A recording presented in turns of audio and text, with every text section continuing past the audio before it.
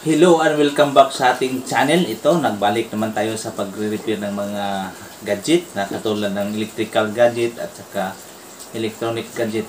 Ito, mayroon tayong solar na floodlight. So, ang IP67 1000 watts. So, dinala nito kasi kabago-bago lang, isang buwan, hindi na umiilaw sa tuwing gabi. So, nagcha-charge naman daw siya kapag ibilad o charge sa solar panel. So, hindi natin masubukan to kasi wala naman siyang panel na dala o pataban. So, ito, sinubukan kong pailawin pero ayaw. So, kabago-bago. Ito ang gawa ng mga siguro galing sa China. So, mahirap buksan kasi wala siyang tornilyo dyan, oh. So, kailangan pa natin itong pagtiyagaan. So, konting pasensya kasi kung saan natin ito buksan, dito ba sa gilid or dito.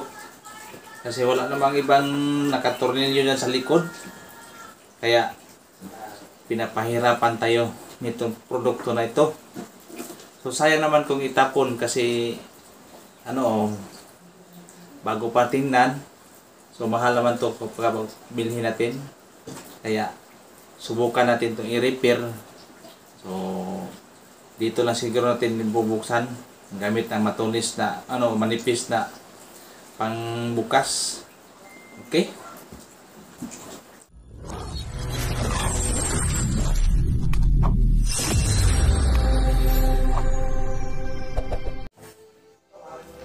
Ito na siya guys. Sayang naman po kung itapon lang sa may-ari. Ito, kabago-bago sa product na binili nila sa tindahan.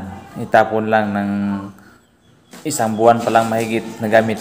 Kaya ito, buksan natin. So, kailangan lang natin ng kunting tiyaga o pasensya nito kasi sobrang matigas. Kailangan pa natin itong palambutin ang pagbukas. May iba na lagyan na pala ng thinner ang nasa harapan sa gilid para malambot pag sinikwat pa natin ng ating pangbukas. Ginamit natin itong pangbukas yung yung palitan na ginamit sa pagmasilya. Pero kailangan pa rin natin pag-ingatan to guys kasi yung harapan niya ay sa amin, bildo. So kung mapirsahan natin na pagdiin, so mabasag siya. Sayang naman. Mabasag, hindi na magamit. Kaya sobrang ingat lang at kunting tiyaga o pasensya. Kasi matigas. Yung pandikit nila sa ilalim, parang yan? Epoxy. Epoxy. Siguro sinadya nila na padikitan ng ganitong epoxy para na hindi siya mapasukan ng tubig. Kasi ang solar na ito ay pang outdoor, panlabas na ilaw. So, pwede siya sa labas ilagay o isabit o pwede rin sa ilalim ng bahay or sa ilalim ng bubong. So, mas safety siya kung nasa ilalim ng bubong kaysa sa outdoor na nakasabit lang sa labas o ulan at saka init na nakababad.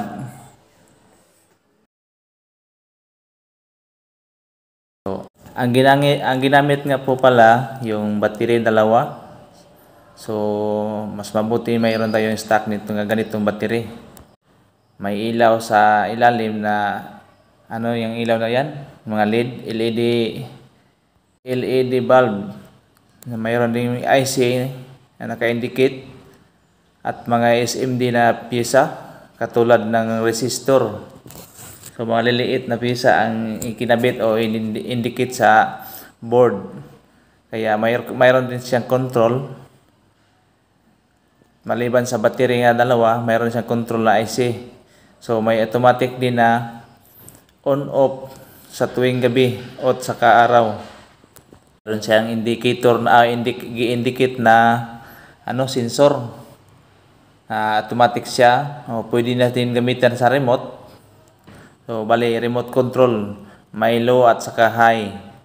So, siguro, kung ang nasira nito na mabilis lang siya naglubat kasi naka-maximum ang pagpailaw, kaya hindi nagtagal, bumigay ang battery. So na-empty. Sa tingin ko nito, ang sira nito ay battery lang siguro, kasi wala namang anomalya sa mga piyesa na nakita natin sa harapan o sa loob. So wala naman siyang sunog. Pero ang voltahe dito ay nasa lang siya, 3.2 na naka-indicate sa marking sa battery. Pero sa karamihan sa mga Bluetooth speaker na ginagawa natin ay yung hindi na siya tumunog habang nakabunot ang plug. So suspect natin ay battery na. So ganito lang siguro pala to. So tingnan natin o sukatin natin sa tester mamaya. So direct lang tayo sa battery ng ganito na mga klase na sira o hindi na siya umilaw. So katulad ng sinabi ng may-ari ay nagcha-charge pa daw. Tapos pag tuwing gabi ay hindi na siya na umilaw, kaya direct tayo sa battery. So palitan natin ang battery.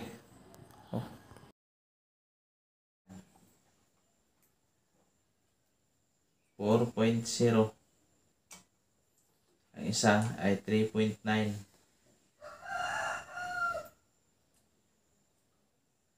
Yan, 3.94. So ang connection nito ay parallel, ganyan. Lagyan na natin ng wire dyan sa puwet at saka sa ulo. Positive yan ay negative din dito. So ang ipalit natin ay 18650. Ang original naman ay 18730. Tapos ang ipalit natin ay 18650. Ang voltahe dito ay 3.2. Ang dito sa ipalit natin ay 3.7.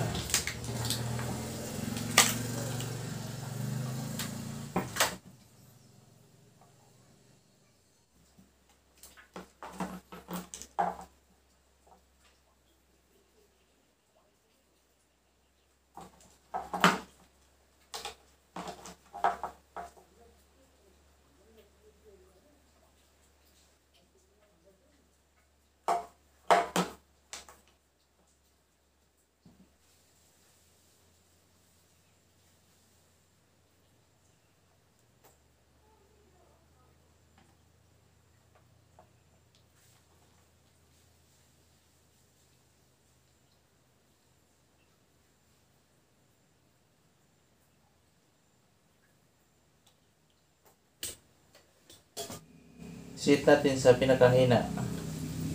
Yan, pinakahina na yan. Okay, para nga hindi siya masyadong para magtagal. Hindi siya malalim at lubat. Okay, i-off natin kay samaw. Bali, battery lang ang sira yan.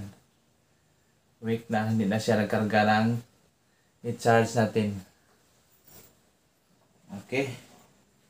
Ibalik na po natin sa normal na lalagyan para ma-finalize. Balikan na natin.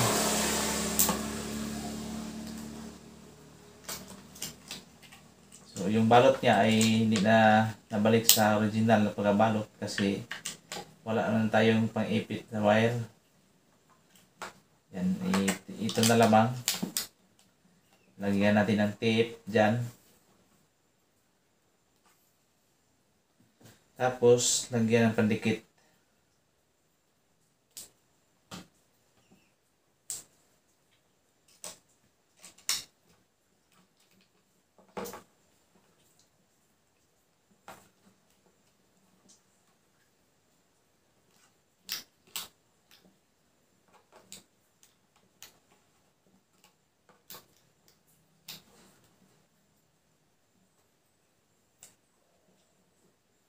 At least na ano siya, nagbalik na ang ilaw. Pero repair, iba kasi ang repair kasi ito factory, ano ba yan? Ano ba sa tawag dyan? Galing ng factory ay malinis pagkagawa. Pero kung repair na, hindi nabalik sa original na pagka-dikit. Ganyan.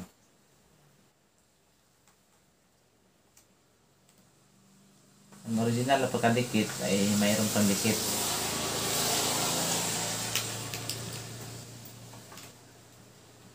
So, lagyan na natin yan ng ano bang okay, lagyan natin na ng glue, stick glue o rugby ba para dumikit siya. Ito na guys, na tapos natin na balik ang sa harapan niya na marka yung sa amin. Yan. So rugby lang atang ano nito, nilagay para madumikit siya balik. Diyan.